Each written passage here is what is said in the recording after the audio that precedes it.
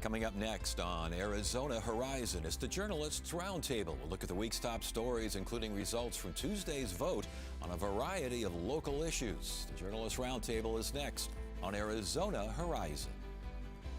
Arizona Horizon is made possible by contributions from the Friends of Arizona PBS, members of your public television station.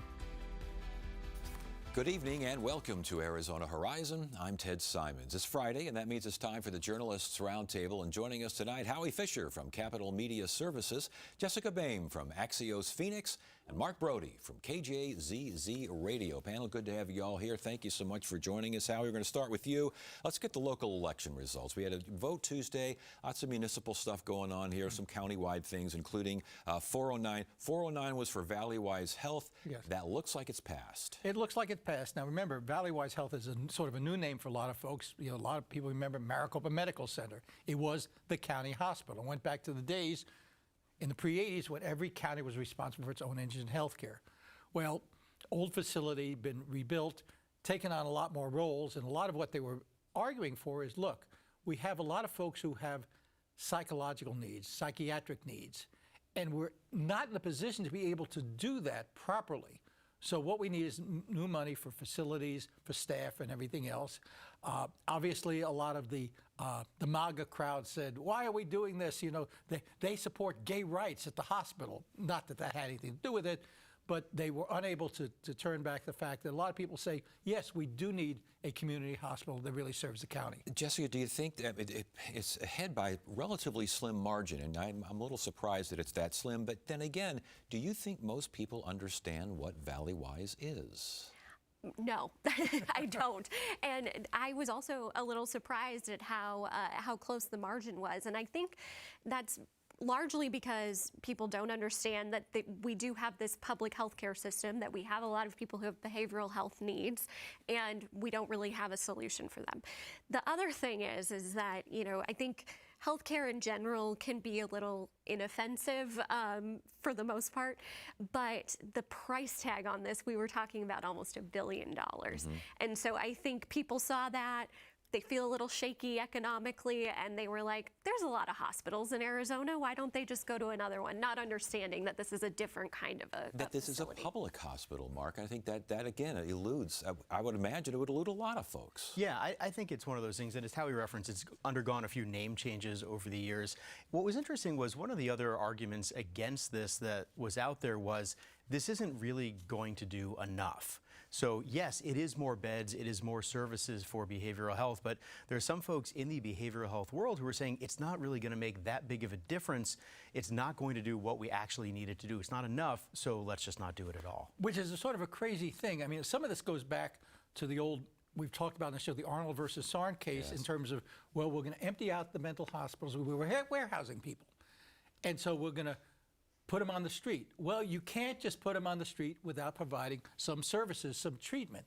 Well, guess what? They need treatment. They need treatment somewhere, whether it's for a few days there, rather than locking them up, or some in and out, some outpatient care. And so having emptied pretty much the state hospital, where are you going to put them? Yeah, so a new psychiatric facility, sounds like they're going to expand the original place. They're going to have a lot of outpatient services there as well. Also, Jessica, Prop 403 was a bond campaign for Westmec. I think a lot of people don't even know what Westmec is. Yeah, we're doing a lot of explaining today. Yes, we are. Yes, so Westmec is, for people who live in the East Valley, it is the equivalent of EVIT, and these are career technical education programs. Westmec especially has really tried to expand its offerings into some of the semiconductor adjacent technician type programs. But these are where West Valley High School students can go and they learn how to do these technical skills, and in some cases are able to like graduate and be able to go straight into the workforce. And it does look like that one's going to pass, but again, really narrow. Yeah, at $450 million, Mark. And again, it's the public nature of this. These have to be put to a vote. Yeah, and I think a lot of people, I think, probably don't really understand exactly how it works. They see, you know, $400-something million. They see nearly $1 billion for Valleywise, and, you know, if you take the time to look, you can see, okay, what will this mean for my property taxes? Like, if my house is valued at X, this is how much it's going to add. If you look at your property tax bill, it'll tell you how much you're paying for each of these individual components. But, for a lot of people, it takes some time, it takes some effort. Maybe they don't know to look for it. And, sometimes that brings some of the rates of passing down because people just see the total amount and are like, that's a lot of money. Yeah. Well, and the fact is that the economy has changed. Look, when I went to high school, there was shop class.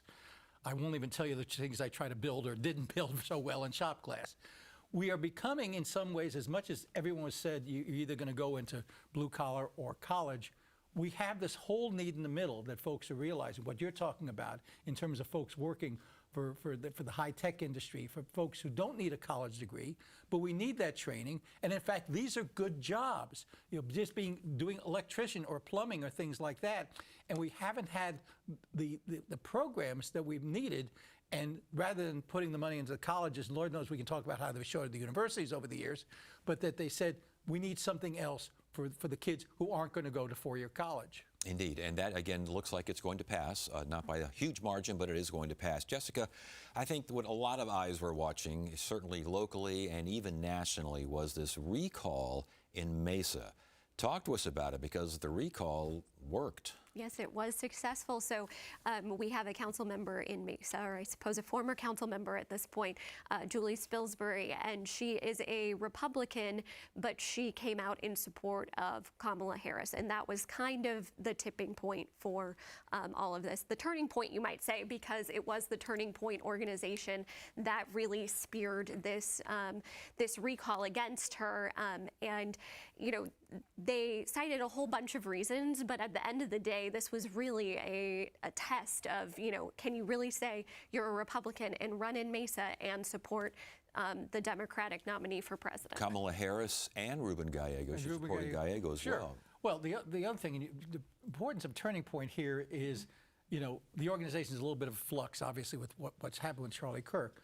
But one of the things that they are good at is putting people on the street, knocking on doors, hanging information on doors, making calls, and that's a whole get out the vote thing, and that probably made the margin of difference in this. And Turning Point actually said this, a little hyperbole here, but this was one of the biggest elections in America. Yeah, I mean, that's a little bit hard to believe when you have governor's races and mayor's races in the biggest city in the country. One of the biggest wins, certainly, for them. And it certainly was a big win, especially with some of the national attention it got with, national organizations talking about essentially a city council election in not the state capital in Arizona, but in Mesa, which is a big city, of course, but, a city council race in Mesa getting a ton of national attention. And yeah, it was a pretty big test of Turning Point trying to look down ballot. We've seen them talk about going to other down ballot races next year. So it'll be interesting to see how much momentum they take from this recall and move forward to next year. And one of the interesting things is, if you look at some of what the publicity around Turning Point, while they're crowing about, look what we did in Mesa, there were a lot of folks saying, where the hell were you in Virginia? Where were you in the New Jersey governor's race? Where were you in the New York City mayoral race? Because these were races that could have been won that probably have a higher profile than, oh, gee, we got rid of a Mesa council person. Well, you say they could have been won. Could they have been won? What lessons did we take from the national vote there? Not national vote, but votes around the country that you mentioned. Well, leaving aside New York City, which is a whole different beast. Sure. Obviously, the Democrats recognize the economy is the issue, and affordability is the issue. But get out the vote is so important, and if that's what Turning Point is about, could they have put some of these people who are running around Mesa into Virginia, into New Jersey, and perhaps close the margin there? What do you think, Jessica? But maybe you're proving your point here that they are going to be successful at those down ballot races, things that people aren't paying as much attention to. That's where they can really make an impact. And I think that's what you saw in Mesa. As far as what we saw around the country, I think there's going to be a million think pieces about, like, is this a bellwether? What does this mean? But the one thing I think it is a pulse check on is where the blame is going on this shutdown. And the fact that you saw Democrats be successful show that Republicans might be in a little trouble there. Interesting. Mark, we got an endorsement for CD5. This is not a surprise that Mark Lamb I got the, what is it now? My complete and total endorsement Yeah. from President Trump. Yeah, he's running. This is the seat that Andy Biggs is leaving to run for governor. And, you know, he's not the only person in this race. Travis Grantham, who's a state representative, is in this race. Jay Feely, the former NFL Cardinals kicker and CBS sideline analyst, is in this race. So, but Mark Lamb has run statewide before. He's pretty popular with President Trump and his crowd. What was interesting was that in his endorsement of Lamb, Trump also said, you know, I like Jay Feely a lot, and I'm paraphrasing here, maybe he should run for something else, but not this. Yeah, what do we take from that, Howie? Because, I mean, really, would a Jay Feely Trump-endorsed candidate obviously would do well in a primary in CD1? I think everyone's kind of looking at CD1 here. Well, but in a general election? Well, again, that becomes the issue. So CD5, perfect. You know, again, you elect somebody like Andy Biggs. You know, Democrats are basically an endangered species there. CD1 is different. You need someone who can not just win the primary with the Trump endorsement, assuming it carries the cachet it used to carry, but that you need somebody who can bring in the independents who, again, outnumber Democrats and Republicans in a lot of these districts. And I don't know that, you know, I mean, are there that many sports addicts out there who say, I'd rather have this person versus, let's say, a more moderate Republican, you know, somebody, you know, like a Gina Swoboda or somebody like that. Yeah, because the Republican primary in CD1, Jessica, that's it's not like CD5 where you win the primary, ball game's over. This is just the start. Absolutely. And I think, you know, let us not forget that the complete and total endorsement in CD1 has already been given to Gina Swoboda.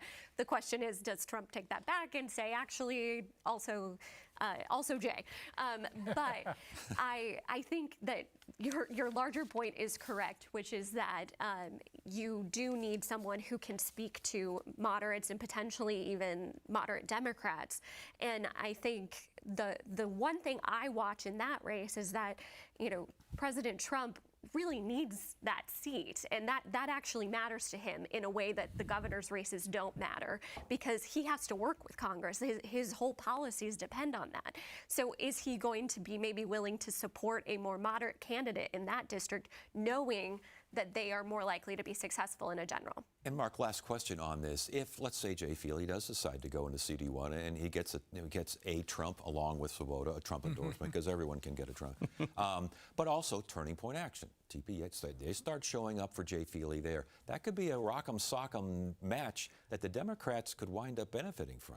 It would be really interesting because the Turning Point MAGA crowd is not in love with Gina Swoboda. You'll remember Jake Hoffman really is not a huge fan of Gina Swoboda's. So if, for example, Jay Feely were to get into this race, and as far as I've seen, I don't know if anybody else has seen anything different. I've not seen anything where he's saying, yes, this is what I'm looking at, or anybody, I mean, there's a sort of speculation, but that would be probably a pretty expensive and messy primary. Yes. And yeah, depending on who the Democrats nominate, I mean, there are a number of Democrats running too. Yes. So that also could be kind of a messy, expensive primary. So depending on how it goes, I mean, that could be a really, really interesting race. Big mess And in that's the CD1. fun, and very expensive, and it's going to force both sides to spend a lot of money that they're going to need in a general election. Yes. I mean, while it's only one of 9 congressional districts, you're going to need a lot of money to make a difference. Howie, sticking with you, we have a court case here. I think a decision shouldn't be today, but I think they're going to wrap up the arguments here today regarding several abortion regulations and the idea that once we got it in the Constitution, maybe these regulations shouldn't be there anymore. Talk to us about this. There are 3 provisions that are being challenged. As you remember, Prop 139 passed. It puts into the Arizona Constitution a right to terminate a pregnancy and an absolute right pretty much prior to fetal viability, which is, 22 to 24 weeks. The doctors who were behind Prop 139, who were abortionists and the ACLU and the Center for Reproductive Rights, filed suit and said, look, we've got 3 laws in the books that make no sense at all. One is a 24-hour waiting period, which means you have to make 2 trips. And if you're coming from out of town, that's a real problem. Number 2 is a ban on telehealth. In other words, that you, again, have to come in person. And then there's something called the reason ban. We have some laws in the book say that a doctor commits a crime if he or she does an abortion on a woman, knowing that the woman was getting it because of the sex, the race, or a fetal defect. And they say these make no sense, they're unnecessary. And so what's interesting on this case is that the state, meaning Chris Mays, is siding with the doctors. So now you have the legislature, the Republican legislative leaders, who are saying, no, these are absolutely necessary, and anyway, nobody's being threatened with being prosecuted because Chris Mays has said, well, I'm not going to prosecute anybody. So is there a need for an injunction? And that becomes really crucial. Well, and that's what this hearing is all about, is whether or not a temporary injunction would be applied. And again, decision I don't think should be expected today, but the hearing is over. I mean, this basically is, we heard this during the campaign for the constitutional amendment, was that this could supersede everything else. Right. I mean, I believe the wording is fundamental, right? You have a fundamental right to abortion, and that is the question here. And this is like a real fascinating legal test, because we're really going to see, like, does this mean like absolutely no rules or no limitations at this point? And of course, like on the side of the reproductive health care folks, this was the goal. And the question is whether the courts will get there. You of course have the Republican legislative leaders saying that these are health and safety measures, and very frustrated and angry at how this is going. But this will really set the stage of what abortion limitations can look like in Arizona going forward. Yeah, Mark, it sounds to me as though, again, the idea being if there are no regulations, there are no regulations. Well, and that's one of the arguments that the Republican legislative leaders are making, which is that, in their mind, supporters of Prop 139 said, look, this is going to be common sense. We're going to do what's in the initiative. And now, again, according to the legislative leadership, the supporters are going in trying to undo all these other laws that the Republicans say are common sense laws on the book to try to regulate abortion to some extent. So that Jessica's right. I mean, it's a super interesting legal question. But let's understand that while there is the fundamental right, it also says in the language there, except what's necessary to protect the mother's health. So nobody is challenging licensing of abortion centers, Department of Health regulating, inspecting. Nobody is challenging some of the record keeping. So this is not them coming in and saying, let's wipe out everything in the books on abortion, the criminal laws and everything else. So, and remember, again, the only challenge to this is what happens pre-viability. There may be a whole separate issue with what happens to post-viability abortions, quote unquote, late term, whatever you want to call them. And so that may be next. But again, these are three very specific laws that are being challenged. Yes. Any suggestions, any thought that when the legislature hits again, that they're going to try and nibble around the edges here and find what they can succeed with as far as further regulations? Oh, I think they've already promised that. They've already said, okay, we know Prop 139 is here. What you'll see is a bunch of bills, and each of them will have a statement of legislative purpose saying this is to protect women's health. Right. Now, simply saying that you have to wear blue underwear to protect women's health does not make it to protect women's health. All right. Jessica, the Judicial Watch is a conservative activist group, and they're saying that the governor basically violated the law with her statements. Right. So the lawsuit, as I understand it, is this group saw these statements that the governor made towards the end of last year about whether DPS would enforce immigration-related laws or federal immigration requests. And she said that they would not. And so the lawsuit is about that this group has been trying to get the documentation, the records that exist that would show this directive that was made to DPS, and they came up short, according. Well, you start off with the fact that it took the governor's office 9 months to respond, which, as I told the attorney for Judicial Watch, well, welcome to our world here in the media. The question then becomes, is there a document? Now, the governor's office says there is no document saying do not cooperate with deportation, because that's really the narrow focus here. However, we know the director of the Department of Public Safety put out a statement saying we will not cooperate with deportation. Well, how did the director know that? Did he wake up one morning and said, I feel a disturbance in the force? Or was he told, officially or unofficially by the governor, this is the policy? But I think the lawsuit, correct me if I'm wrong, deals with statements that the governor made. I think it was like a week after the president was elected, basically saying that she will not cooperate with, the quote here was, misguided policies that harm our communities. I mean, this is about statements that she made. Well, it sounds like, and how you wrote the story, so correct me if I'm wrong, but it sounds as though that's sort of the basis for the lawsuit. Judicial Watch heard that, saw that, and said, oh, okay, so this is the policy. There must be some kind of documentation to back this up. That's what we really want to see. So basically, could it be argued that that's what we want to see? We're going to use the courts to help us see it? Well, yeah, of course, but that's what we do as journalists too. Well, yeah, but we're not the court legal system here. I mean, you're supposed to have something as opposed to find it. But that's the question. If in fact there is a policy, and that's what they're trying to find out, how did this get involved? Again, as you point out, the governor, the governor made statements. We will not do this. It disturbs the communities. It's unfair, and we will not be doing this. Well, okay, she's entitled as a politician to say that. And DPS has such a policy. But again, how did it get from point A, meaning the governor, to point B? And is there a paper trail? And that's why this is, for the moment, a public records lawsuit. And the question, of course, is, did the governor issue such an order? A. And the second question is, did the federal government request cooperation? Exactly. And that's what we were talking earlier, kind of comes down to, like, this is just a public records lawsuit at this point, but the larger question is, is Judicial Watch trying to prove that the governor in some way broke existing laws that say you have to cooperate if asked? But we don't know if there really was a policy. We also don't know if she was asked. And that's crucial because this requirement actually goes back to Senate Bill 1070, the 2010 law, much of which was overturned. That was designed to tell police when you stop people, you will ask them about their immigration status. Much of that went away. This part was never challenged. So it's still here, never really been tested. And this could be the first test of what constitutes cooperation with the federal government.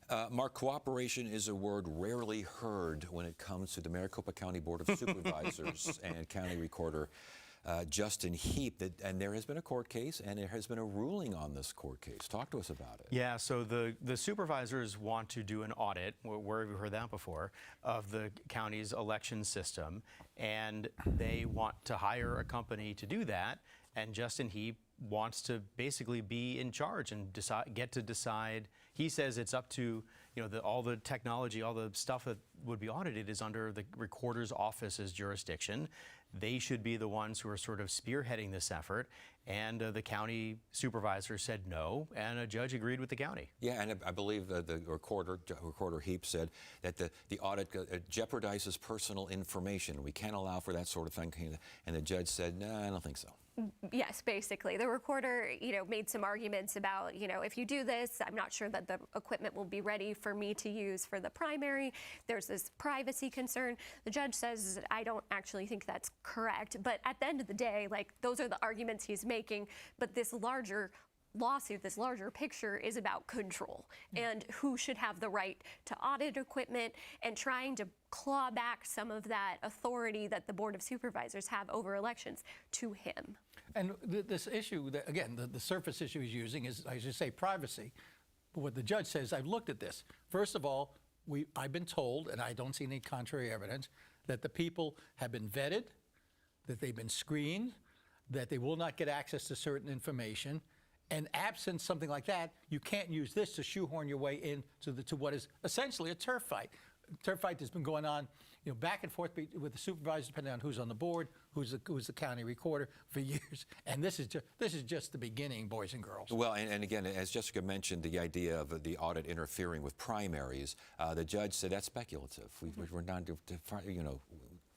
can't do that. Yeah, and the judge said that's not how this works. Right.